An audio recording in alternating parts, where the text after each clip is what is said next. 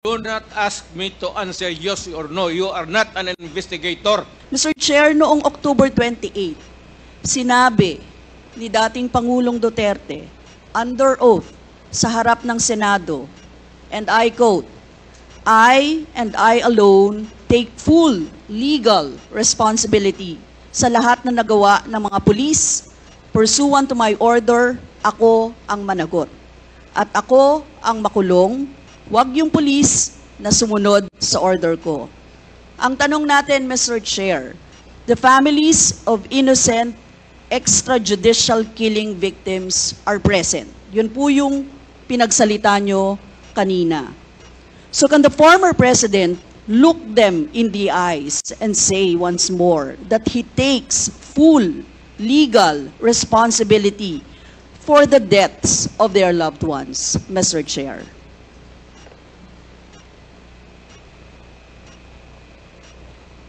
Mr. President, can you, What's the question?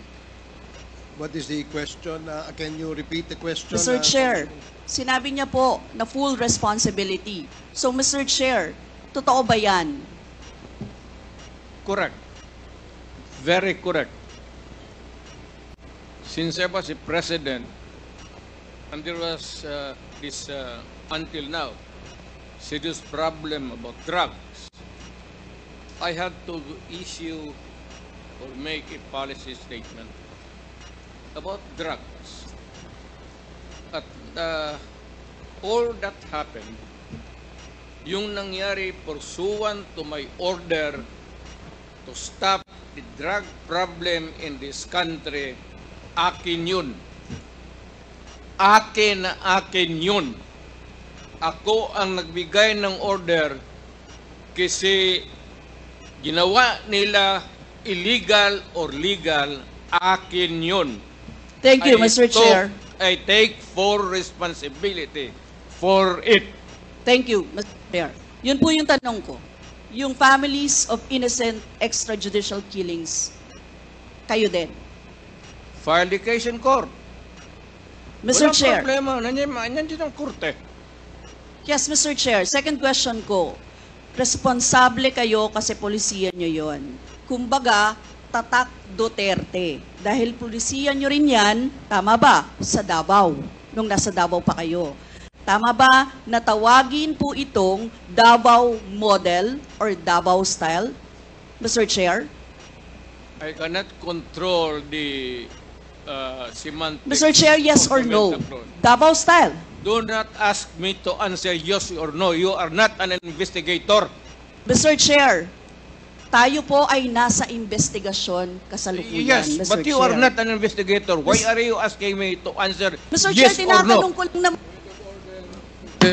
Point of Session order. suspended.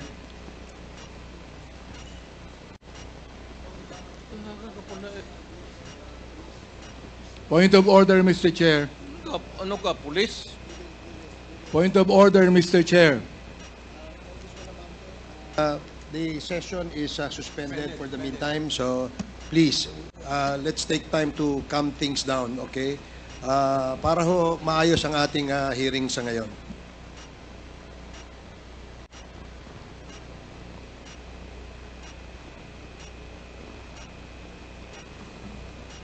Hearing is resumed. Please proceed, Congresswoman Rosas. Yes, Mr. Chair. Napakasimple lang po ng tanong ko. Tinatanong ko lang po kung yes or no, Davao style ba yung inyong modelo. Mr. Chair, ayaw niya sagutin. So, Mr. Chair, hindi ko maintindihan yon. I'm What is sorry, your personality, Your Honor?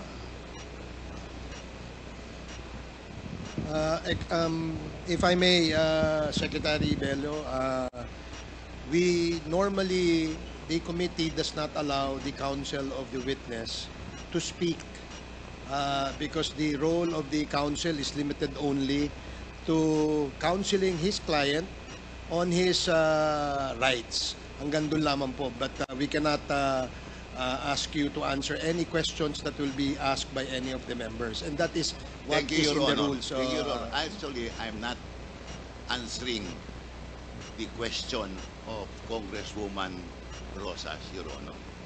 My point is, Your Honor, to allow the resource person to finish his answer. Okay, we will do that. Thank you, Attorney Bello. Thank you, Your Honor. Thank you. Congressman Brosas, maybe it is, perhaps the former president would like to elaborate on his answer. We may ask questions that is answerable by yes or no, and as much as possible, we would ask the resource person to say, only answer yes or no. But if he wishes to elaborate, and as long as it is germane and related to the answer to your question, we will allow that. But Yes. we will make it very, very short.